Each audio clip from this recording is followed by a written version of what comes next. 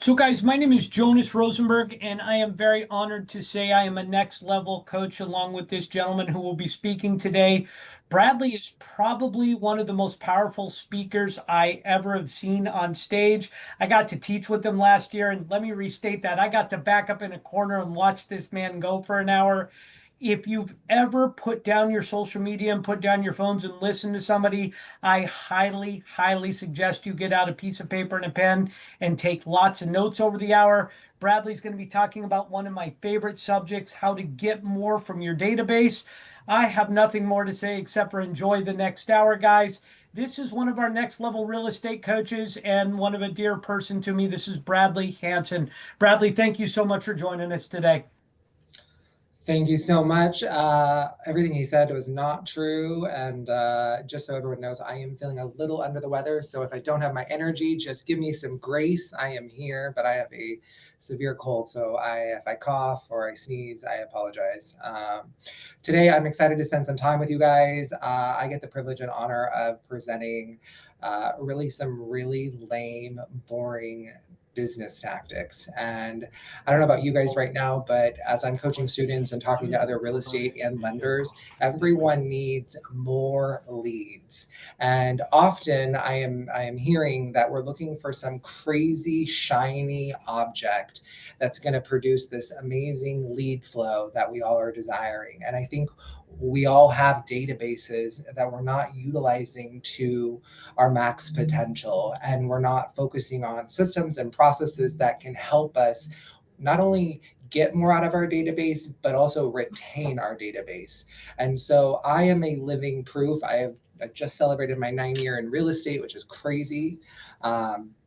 But about 7 years ago, I had a coach that basically said, stop trying to look for the shiny object and just do the basic boring. And I have done that every year since. And I am proud to say that we close over 100 transactions every single year while our price point continues to climb. And I don't say that to brag. I just share that with the fact that if you do it and you don't overcomplicate it and you rip me off and you do it with consistency, you can have the same possible outcome.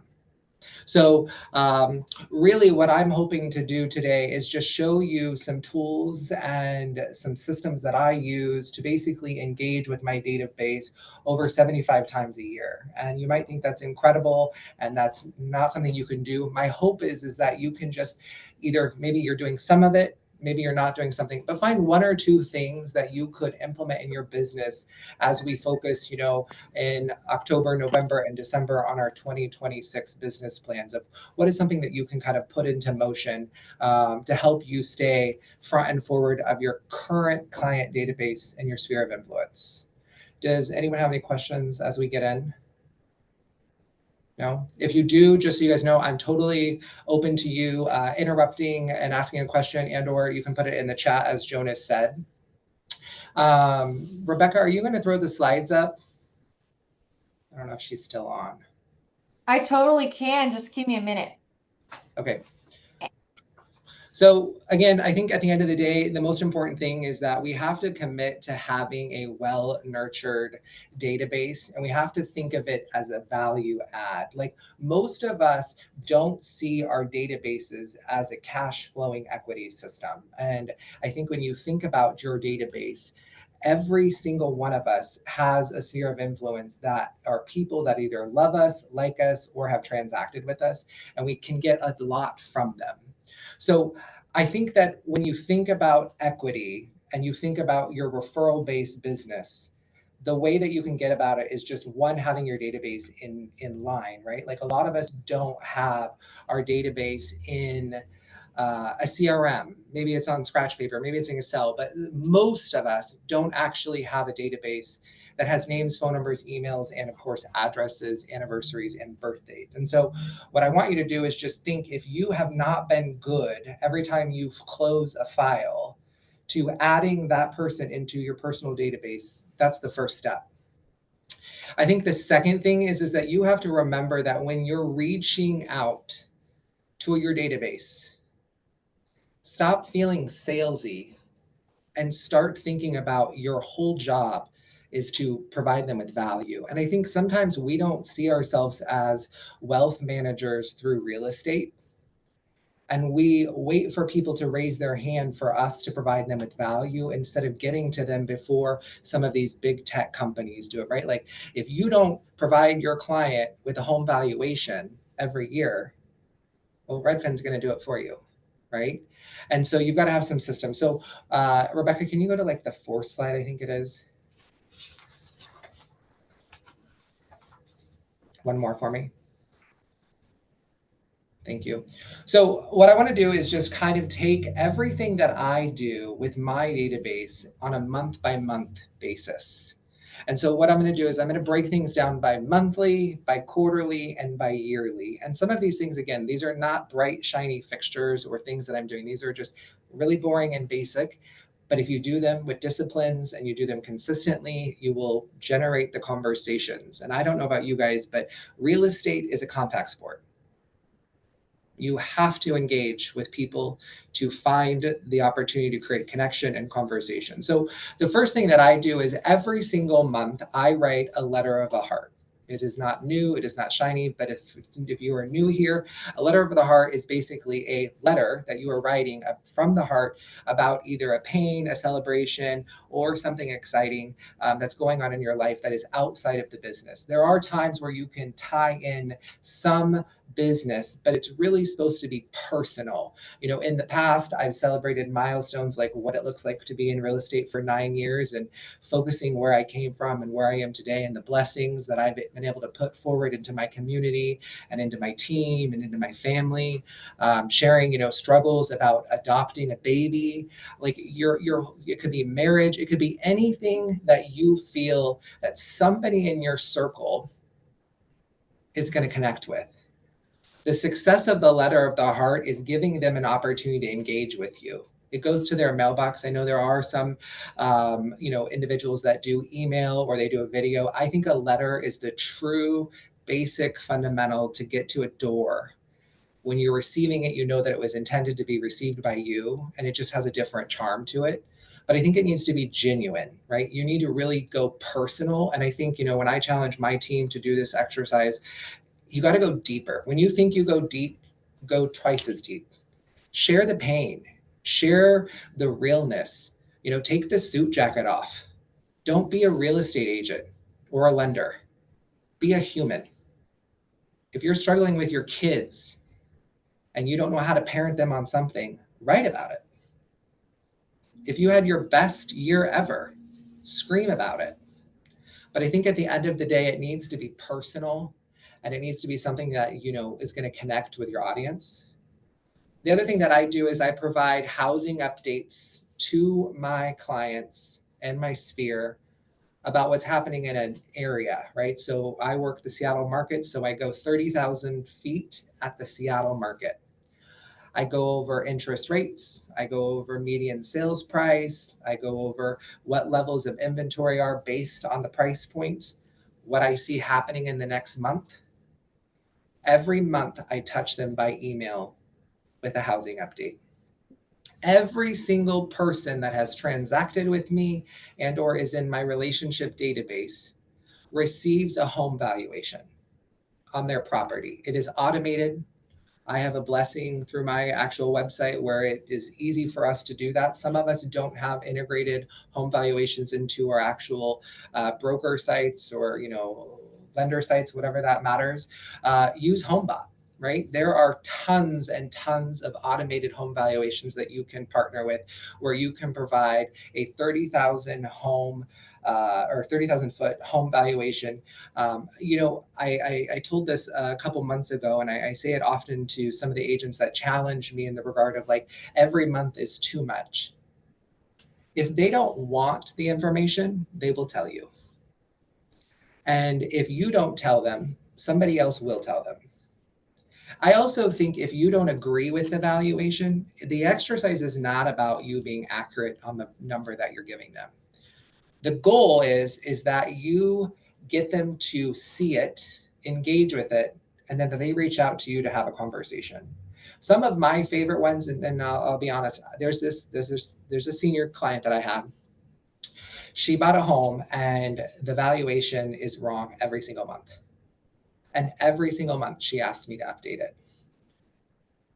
And I don't, because I want her to reach out every month. I want to talk to her. I want her to call me. Your job is to create touch points where people will raise their hand and or engage in conversation.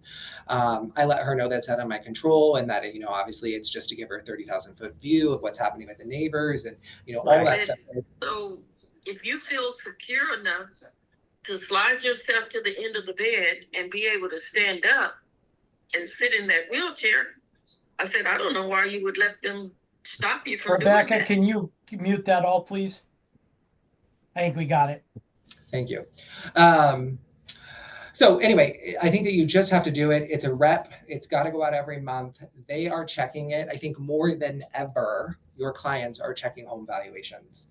I also think that, again, it shows them that you're still in business. I know that, most realtors have done lesser production, or maybe have gotten full-time jobs or gotten out of the market. Whatever the case is if your clients aren't receiving information from you, they don't know that you are still practicing real estate. I think that you can tie in some things like some holiday campaigns. Obviously, we're going into the fourth quarter, which presents tons and tons of holiday opportunities. Have fun with it. Give your opportunities to, and it's a great opportunity for you to engage. There's tons of things that you can do to reach out to your database. I know several agents do a monthly newsletter. I think, to me, there's too much information crammed in there. If it works for you and you've got a great capture rate and you can track it and measure it, then it's all good. But I think for me, these 4 items done well every single month, you can't miss them. And I think one thing to note too is that you're not just going to the email account. You're going to their door, right? So the letter is being delivered to their mailbox, right? Not everyone's online. Not everyone's paying attention to the mail. But if you do these, you will hit them at some level. Rebecca, will you change the slide? Does anyone have any questions on any of those tactics?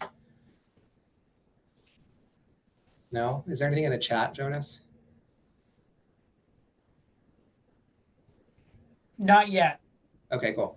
Okay, so quarterly. I believe every quarter you should be sending out emails based on services that you render as a person or as a business, or, so like example for me, we will do what's called a market ready program, where I will upfront the cost to make improvements to sellers' properties to get them top dollar.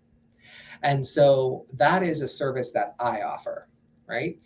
And that is a specialty for me. And I've identified a target audience of sellers that essentially don't have the capital, but have the equity once the home is sold. And so if I can help them make the facelift of the property and get the property sold, they will come alongside of me and they will retain me for services.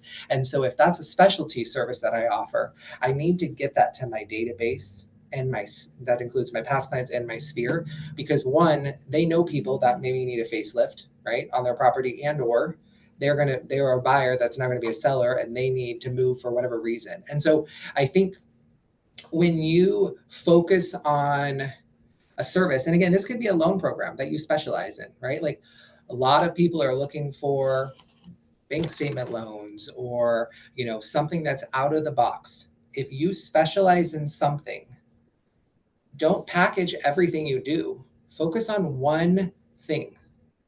Another thing that we do is we do a full service listing guarantee. So they get staging, cleaning, pre-inspection, 40 photos, drone, video, print and digital advertising with every single listing. So if they're interviewing me versus another agent and I have more services, they're going to come alongside of me. And I need them to know what I offer every single client, whether it's them or somebody in their network. So I think, again, focus on a program or a service that you offer first. If you don't have services that you feel are shiny or value added, then focus on things like, what's a home improvement tip that you could do, in the first quarter? Or is there something that maybe a financial planner can help you, craft so that you can help, manage the wealth of real estate? But do something every single quarter regarding a service base or a sales, give that you can do to help kind of create a conversation. I think client events are important. I'm to the level where I can do a quarterly client event. Not everyone has the ability to do so. I don't think that they have to be big and bougie. Though, if you partner with other businesses and you help fund those, you can all create quarterly events. So we have a great time at the pumpkin patch. We just, invited over 750 people this last month. 350 people came.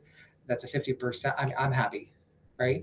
And it's a staple. It's things that people come to every single year. We do an ugly sweater party where we do a nice toy drive for Children's Hospital. It could be really small scale, right? It could be one of our students, actually, I think I just saw it yesterday. I think it's awesome. I don't know why I didn't think of it, but he's essentially bought tons and tons of pumpkins to his office. And he has a bunch of power tools and he's carving pumpkins with power tools only. And I'm like, I would have never done that, but like I would go to that. So like, again, doesn't have to be big. It can be small, but find something that you can do for your clients only, right? It could be a happy hour. It could be, really anything, you guys. It's just you're getting them together. Like one of my other students messaged yesterday and was talking about, with the Mariners, they had 7 games to win. They didn't win. And so, it is what it is. But getting every single night together at a pub where they opened it up and people could come together, like it doesn't have to be insane. It's just something that you're doing to engage, to get people to come together. I think quarterly gifting is very, very important. And I want to make sure that we understand that when we talk about gifting, I'm not talking about pop buys. I'm talking about personal gifts to people, not like tongue in cheek, like a light box that says like, we can't wait to light up your holiday season. No, I'm talking about a gift, right? So like if Jonas likes baseball and I wanted to buy him a gift, right? I would send him something that's within the framework of Major League Baseball, right? So if I got him like a signed jersey, he would probably love me more than he already loves me.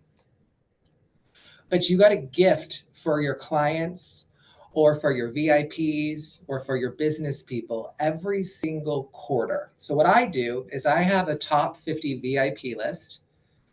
These are VIPs. I have a top 50 past client list. And then I have a top 50 business list. So it's 150 people. Now, most lenders, they just focus on realtors, which is totally fine. But I don't know the last time a lender gifted me anything. And I think that when you think about, we want to go wide to our database, but we also want to go deep with some. As a realtor, you should go deep with 150 people. 50 past clients, 50 VIPs, and 50 business people. So what I do is January, VIPs, February, past clients, March, it goes to vendors, cycle over, next quarter. And you just go every quarter, they're getting a gift, $50 or less. If you can't afford it, then go to a smaller scale list. But if you're going to give with purpose, right? Like if somebody doesn't drink wine, sending a wine bottle is probably not a slam dunk. So again, like, I joked with my team this morning when we talked about gifting of like, I like Lululemon. I like Cole Haan shoes. I only wear Cole Haan shoes. So like, those are things that I want, right? I've been losing weight. So like new clothes, like that's the stuff that speaks to me. So it's like, everyone is in relationship with their clients and their database. Like figure out what that individual wants and purchase with them. And it doesn't have to be crazy big. If you don't have the opportunity to spend that kind of money, figure out how to do something from a smaller scale gift. Yes, not every person you're going to spend $50 on, but I don't go over 50. Does that make sense? Somebody in the chat says, how many of those $50 gifts do you give per quarter good? 50 people, right? A month. So it's 150. 50 is your spending limit. Bradley, can you expand on the smaller gifts? A lot of my students are going, Jonas, I can't afford the 50 right now. What kind of things would you do in this smaller scale if we had to down budget? I mean, I just think that you need to find something that, again, it doesn't have to be high value. I'm just saying 50 to me is a cap. Like, you don't need to be buying bougie gifts. Like, one of my students yesterday was like, hey, what do you get for a referral gift? It's like, I give a branded hat and a handwritten card.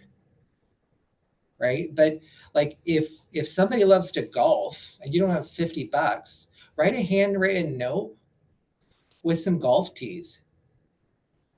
You're still playing in the framework of what brings them joy. Right? If somebody likes whiskey, but you don't want to buy an expensive bottle of whiskey, well, get some cool ice blocks or maybe a couple glasses. Again, you don't have to go big. You just go personal. You got me? Okay, Rebecca, will you change the slide? All right, so some of the stuff that we do yearly is the annual review program is actually something that I got from Marjorie years ago. And she does hers a little different in the regard that she does it on their anniversary.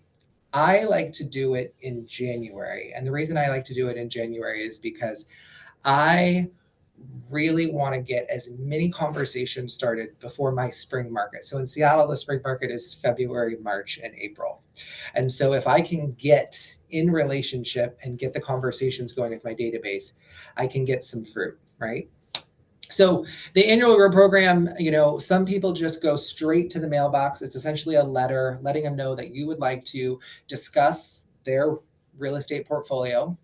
You'd like to value the property, and then you'd like to be available for services in the event that they need a tax professional, they need to do a HELOC, they want to do a refi, maybe they want to move up or move down, maybe they want to buy a secondary home this year, maybe they're going to do a remodel and they don't have the contact to make the improvement on the property. It is your disciplined routine annually where you essentially are reviewing their entire portfolio with you as their broker. And so what we do is we took Marjorie's version of it, put our flavor on it. We do email via BombBomb, so I can see when they open it. There's a survey that they can click, they can fill out, and then I also send it to them at their mailbox. The goal is to capture our lead and get a conversation going, or for me to be able to provide value back into them with an intentional framework. So that right there, to me, doesn't cost a lot of money. And if you are not having an annual discipline where you are engaging with every single person in your database, where you're focusing on their real estate portfolio only and what their goals are for the next 12 months, you need to do that. And again, you could put a Calendly link in the email and or in the letter, right? So I'm going to read what my messaging is, but it just says, "Dear valued client, at the Bradley Hanson Group, we take immense pride in building strong and enduring relationships with our clients that go well beyond a single transaction. It's always been our mission to provide exceptional home services across every aspect of what means to your place, which you call home. We're delighted to continue the Bradley Hanson Group's annual review program, a thoughtful initiative designed with our best interests in mind, with your best interests in mind, excuse me. This program offers an opportunity for a dedicated once yearly conversation to thoroughly assess your current housing situation. Our aim is to provide you with up-to-date market statistics and deliver services tailored to your unique housing goals. To make the most of our annual review conversation, we've included a brief, comprehensive questionnaire at the end of the message that'll help guide the discussion, allowing us to address topics such as home improvements you've undertaken or plan to pursue, potential referrals to trusted vendors provided, and an updated valuation updated valuation of your property, or any other questions you may have about the local real estate market. We realize that life can be fast-paced, which is why we start off 2026 providing an excellent opportunity to pause and ensure that you have all the tools, the information, and the resources you need to achieve your goals for the new year ahead. Participation in this program is completely optional. However, we often hear from clients who mention they hesitated to reach out with the questions that they had. It would be our privilege to assist you with these inquiries you've been meaning to ask. We encourage you to take a moment to complete the questionnaire provided. This will allow us to better understand your priorities and customize our conversation accordingly. We'll be reaching out soon to schedule a convenient time to create the discussion. Alternatively, you're welcome to contact us directly, whatever works. Thank you again for placing your trust in us. We are truly honored to continue serving you and look forward to speaking with you soon. And then it's just, again, the questionnaire that we're asking them is, what is their name? Confirm their property address, any issues they'd like to discuss related to their home, any improvements they've made since purchasing it. Are there any improvements that they're hoping to take care of in the next year? Are they currently receiving monthly home valuations from the Bradley Hanson Real Estate Group? That right there is like quality assurance, you guys. Would you like an updated valuation in person with Bradley Hanson? Who is your current mortgage with?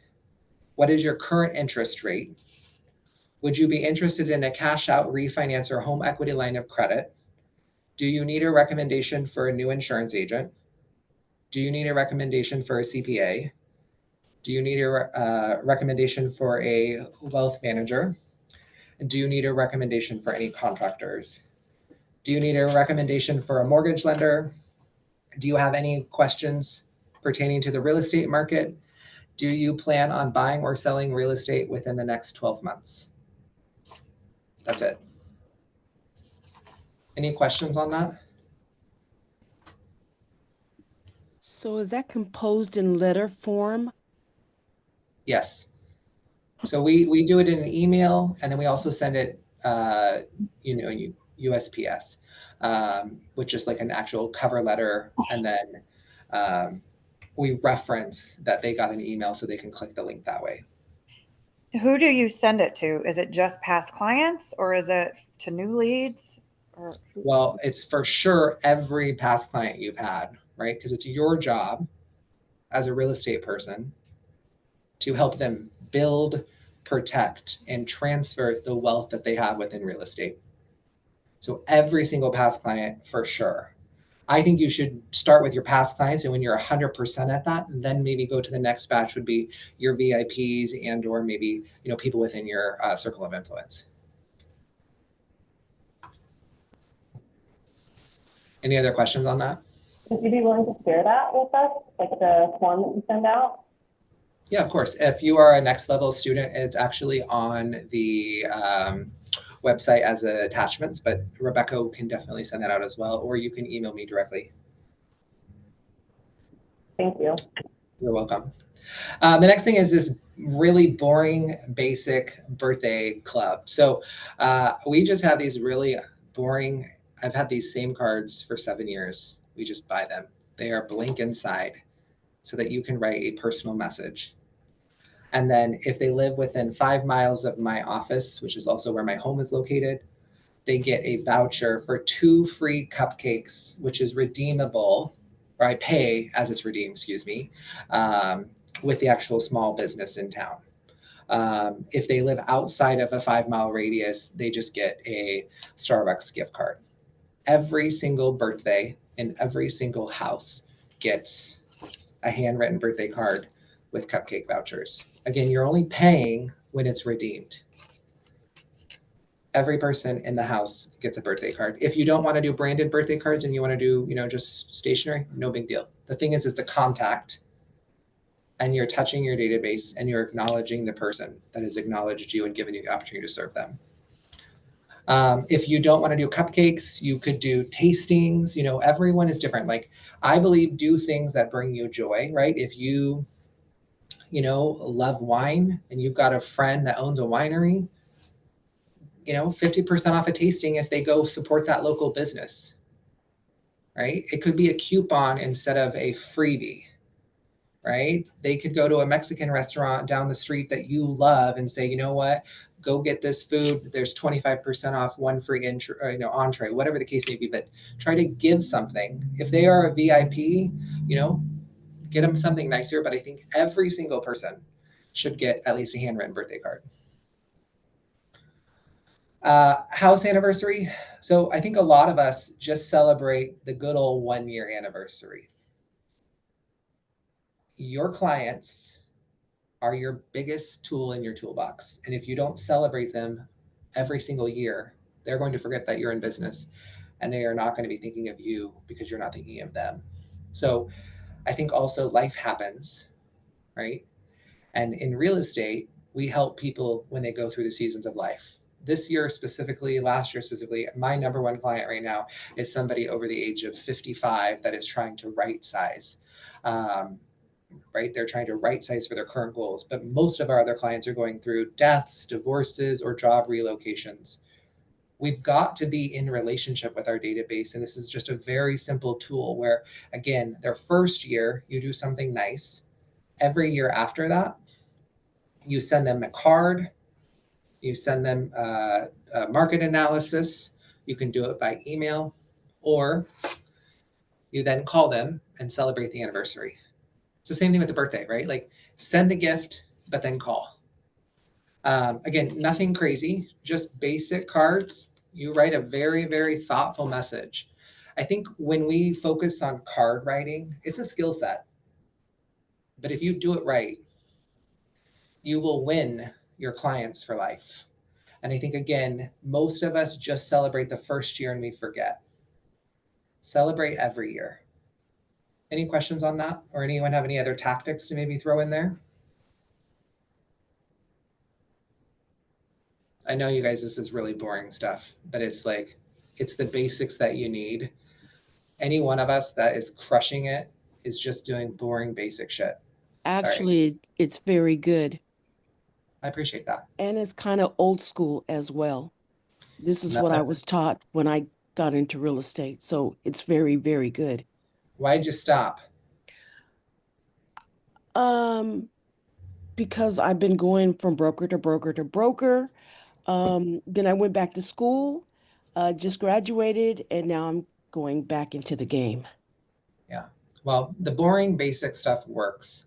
I mean, you guys, at the end of the day, I think all of us, especially with social media and the internet and everyone's trying to sell, right? We're all looking for these crazy, shiny objects that are going to make us go viral, or they're going to, it's going to just totally make us this new rock star agent. You just have to be in relationship. 150, if you're a real estate agent, I think if you had 150 lists, past clients, VIPs, and business people, and then you just had a personal database of 500, you have enough to do 100 plus transactions a year if you just do everything I'm doing right now.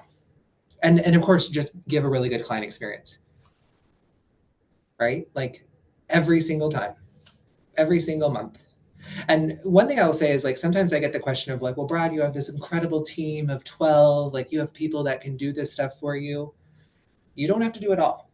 Start with something that you can do, right? You can write a letter. Shoot, you could use AI to write a letter on a topic that you want, frame it in your voice messaging, you print it, you have the kids, right?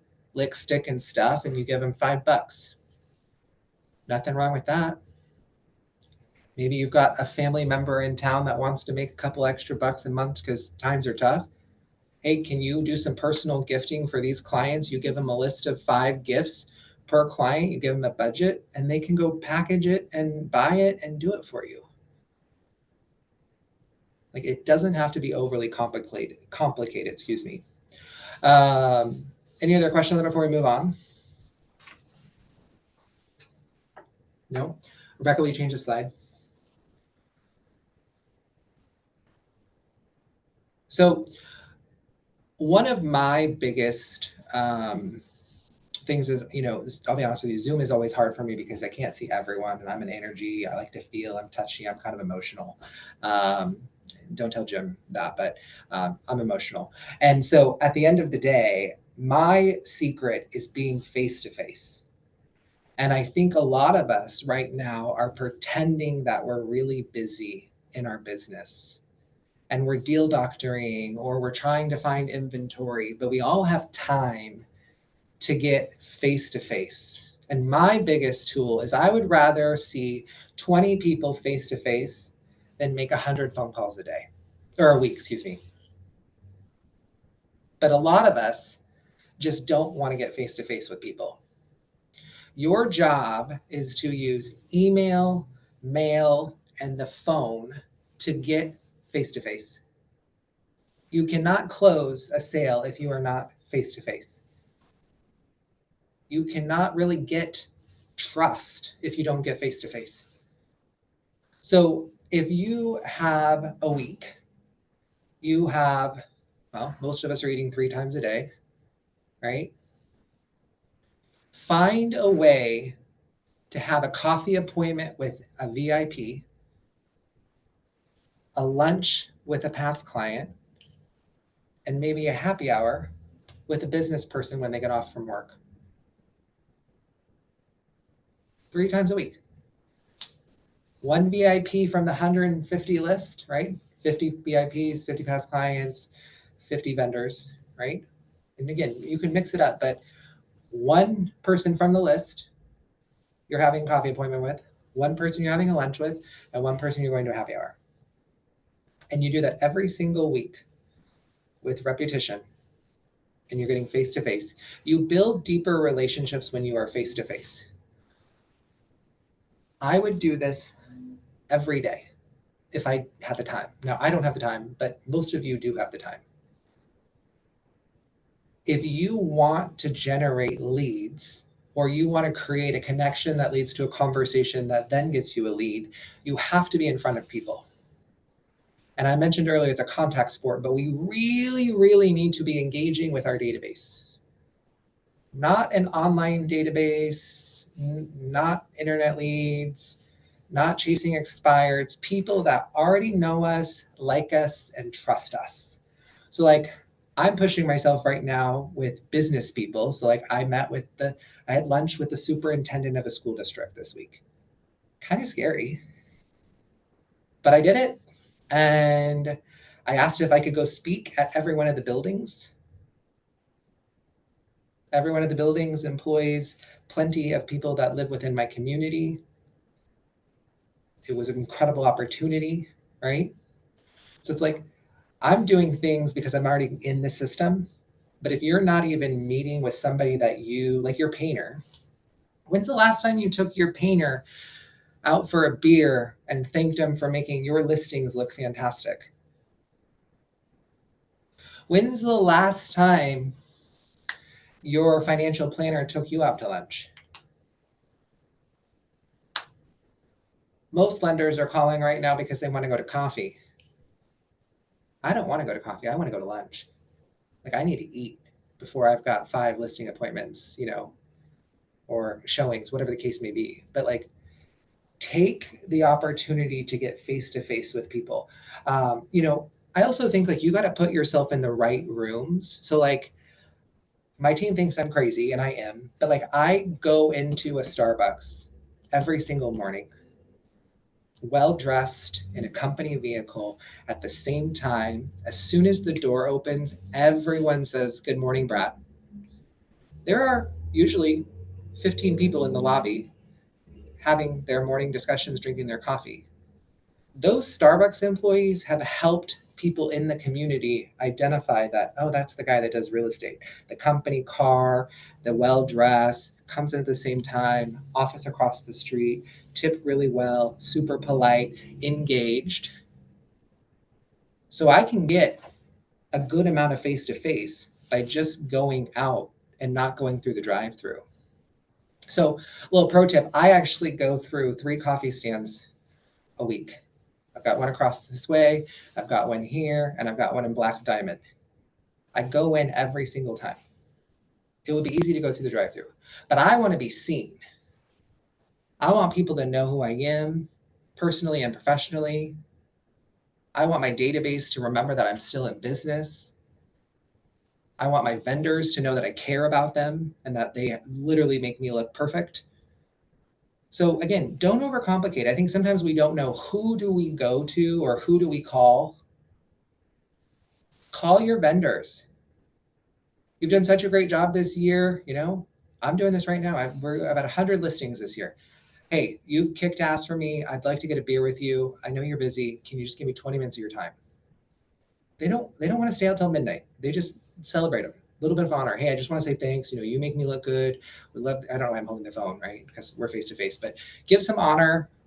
The other thing is, bi-monthly, bring people into your home, right? Your Best clients, take the suit jacket off. Show them that you're human. Bring them into your house. It doesn't have to be bougie. If you're like, oh, I don't live on waterfront and it's not worth 2 million or more, like nobody cares. They all have laundry and dirty toilets and fingerprints on the fridge, and the kids are driving them crazy too. But just bring them in to see you in your natural element and allow them to just be with you and your spouse in a safe space, seeing you as a person. You will build deep relationships.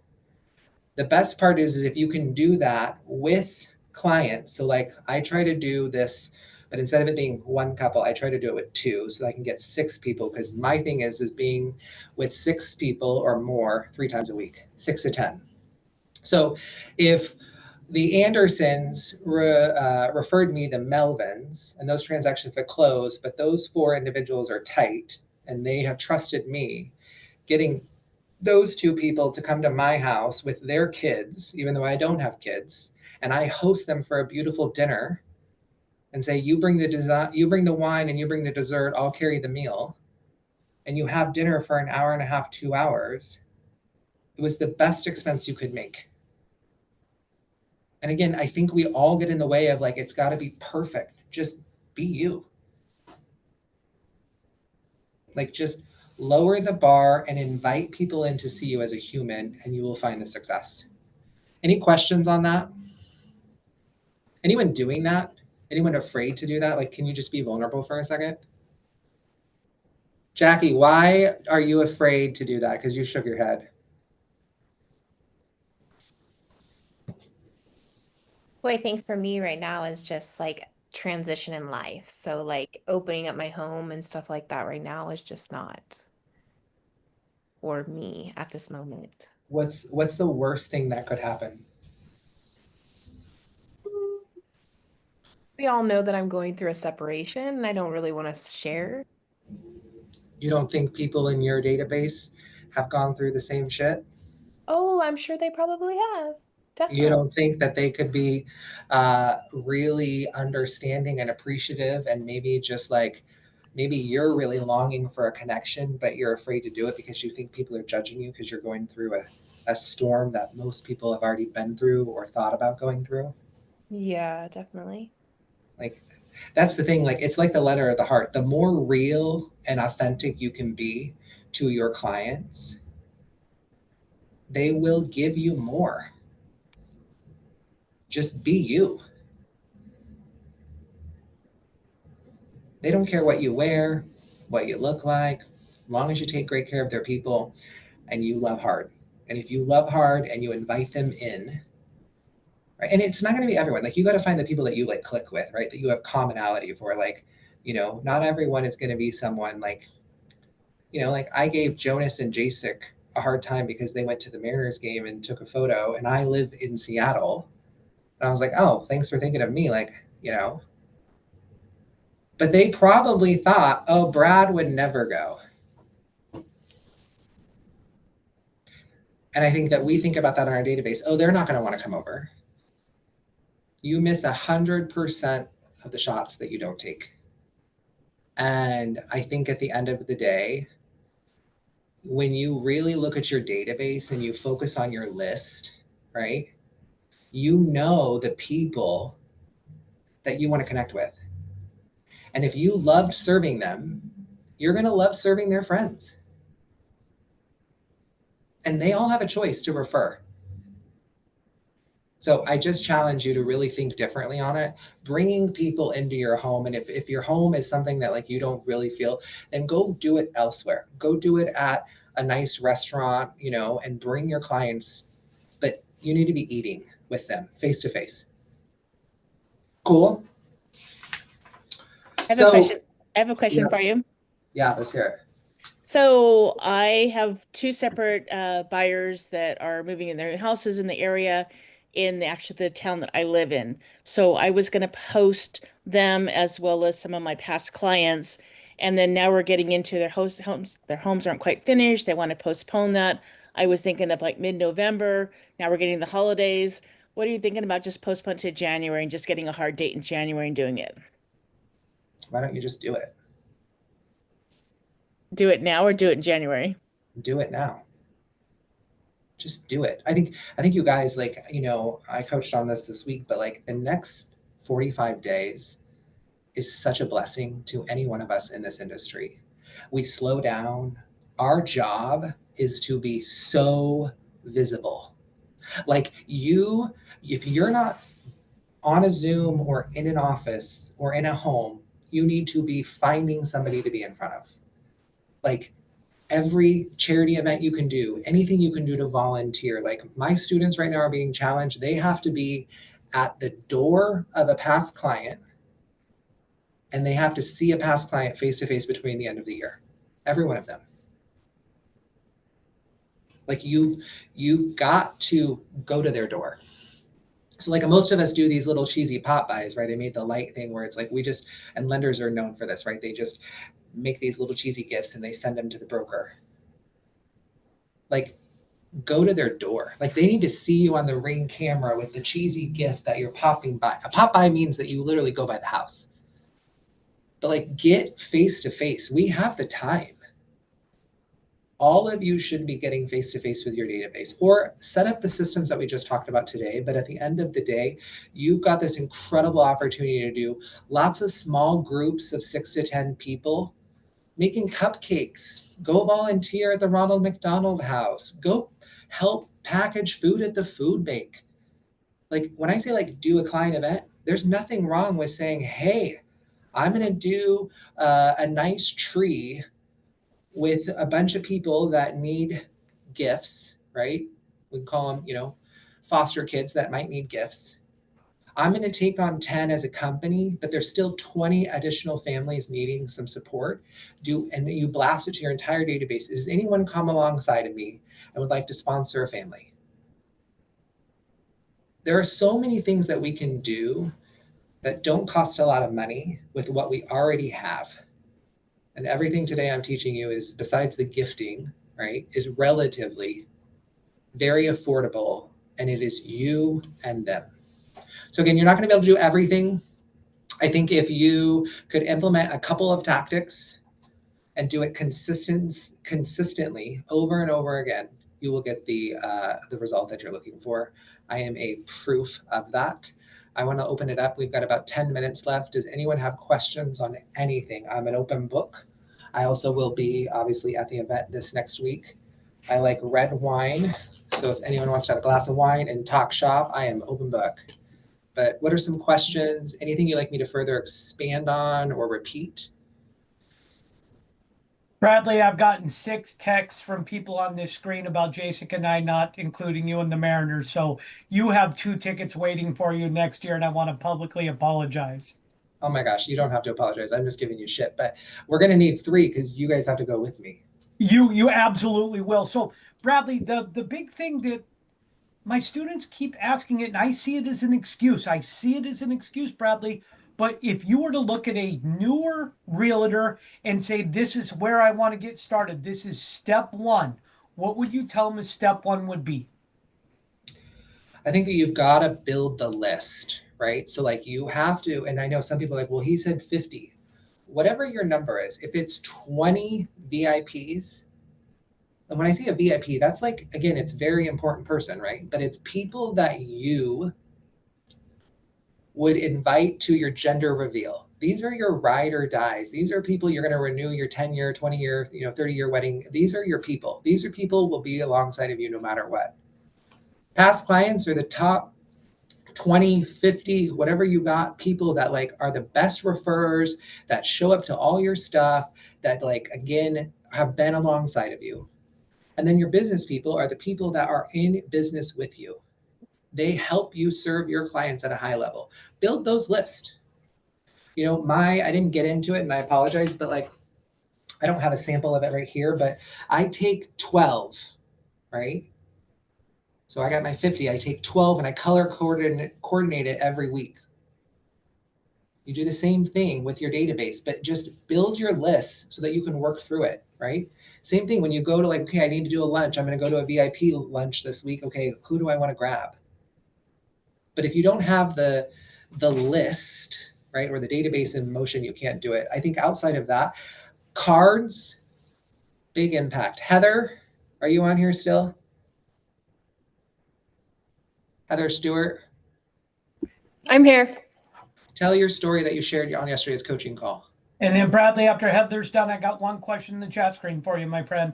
Got Okay, it. I'll make it quick. I was asked what was working well, and doing all the boring things obviously work very well. I have 12 in escrow right now. But the main thing was the thank you cards and just sending out the cards, sending out, 10 to 20 cards a week, and having the response from these people that are getting these handwritten cards, just saying, how I made their day, or that it was so great that I thought about them, or they haven't received a handwritten note in forever. And it's just, it's a feel good for them, but it's also a feel good for me and my team. And one of them I saw on Facebook, their daughter hurt her ankle. So I right away told Kiana, we got to get a letter out or a card out to her, wishing her well, send her a coffee card. And her mom just reached out and was like, oh my gosh, amazing. And like Bradley said, they'll never forget that. So that's it. Yeah, I think again, like the birthday celebrations, the thank you cards, the personal gifts, right? They make an impact in people's lives. But it's like, just find my thing is like, what all of this works. Find what you're gonna do consistently without hesitation. Like if you're not gonna make the phone calls, that just means you have to get face to face. Like, no exceptions. And like, yes, food is expensive. I'm not saying go buy their lunch.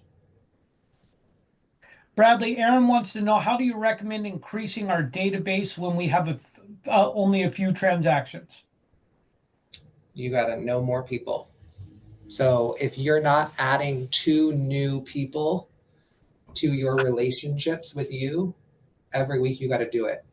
So I would try to identify people in your community or in our industry, right? So it's like, go date some lenders, go date people, influential people. Like look for city planner, look for superintendent, look for, anyone that you need to do to build that list.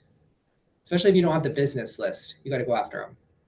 Like my rule with the business people is like, one, they need to be industry adjacent, so they can support my database. And if they have a building, a brick and mortar building, they go first. So like a lot of people like are small business right now, where like they do trucker hats with patches. That's a great contact because they go into people's houses and they do events.